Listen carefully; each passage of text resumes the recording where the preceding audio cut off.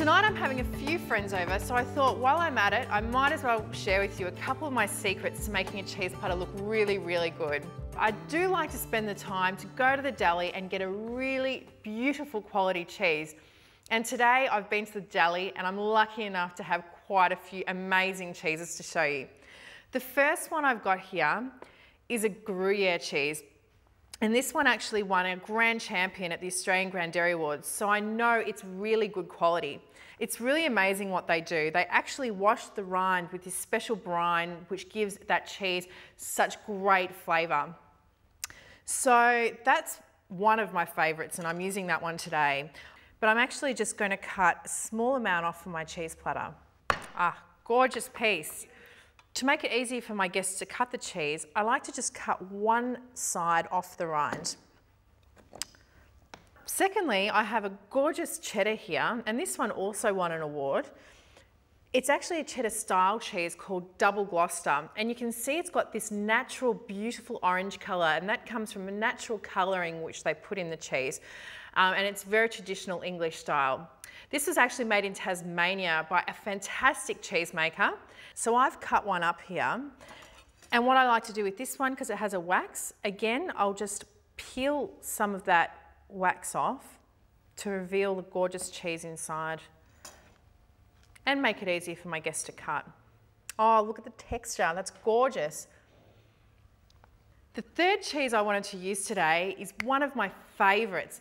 This is an absolutely gorgeous brie from the Barossa Valley. And I'm lucky enough to have a whole wheel that I bought from the deli.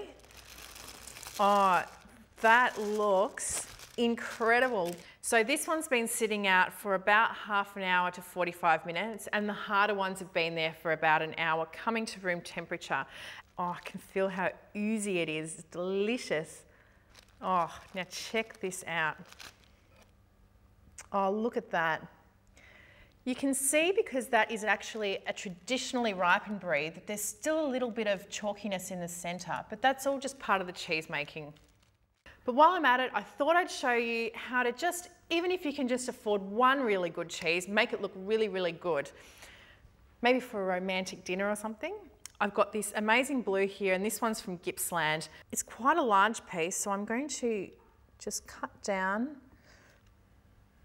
and I'll cut that one in half. Oh, look how beautiful and yellow that is. And that's really characteristic of Australian cheeses. You'll notice Australian cheeses, because the cows are usually fed on pastures, they've got a gorgeous rich yellowness to them, whereas the European ones tend to be a lot more of a flat white colour. With some of the stinky cheeses, well, what I call stinky, like blue, sometimes brie or washed rind, the sweeter accompaniments tend to go better. Surprisingly, things like honey drizzled on blue cheese is amazing. So I'm going to just drizzle a gorgeous bit of that honey over my blue. Just a little drizzle, and make sure you do this close to serving time. Then I actually have some fantastic figs here, which one of my Greek friends brought around to me fresh from her tree yesterday. So I'll just tear one of those open. It doesn't need to be perfect, just on the platter like that. If you're lucky enough to have figs, use those. Otherwise, things like cherries can be great when they're in season. And the other tip I have for this is, you know, get some really decorative crackers and just put a few on the platter. I don't like to put piles and piles of the things on, just for decoration, and then put the rest in a bowl on the side. The harder cheeses tend to go with saltier, more pickled accompaniments. These are bread and butter cucumbers, and they're actually my favourite with cheddar. I always like to put things like wet accompaniments in just a small container, just to hold all the juices.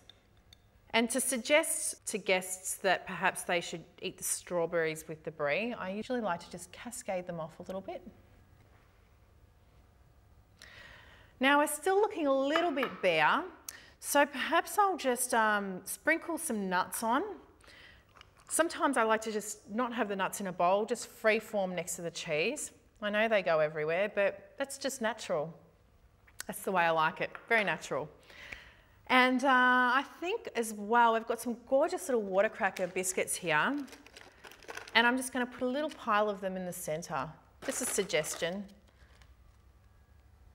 Again, don't put too many fanned out around the platter or anything like that. I'm thinking that looks pretty good. Now it's time for the finishing touches, which is, of course, the knives. But the one tip I have for you is please put a different knife for every cheese on the platter. It's really cheese etiquette, and there's nothing worse than if you don't like something like blue cheese and somebody's cut the blue cheese and then leaves a big hunk of it on the brie. So it's always nice to have a different knife for every cheese. If you don't have 3 cheese knives at home, just use a butter knife for something like a brie or a pâté knife. It'll work beautifully. So that's my gorgeous cheese platter, and just a small one for 2 here. I really want to get into that one. But of course, what would a cheese platter be if you don't have some wine to go with it? My absolute all-time favourite match is a gorgeous blue cheese with a sticky wine. The thing is, a lot of people think that red wine goes with blue cheese, and yeah, it's personal preference, but traditionally, blue cheese does go with a sweeter wine. It tends to cut the fattiness. So I actually think I might have a glass of that now and enjoy it. I hope you'll get your cheese platters looking as great as this next time you entertain.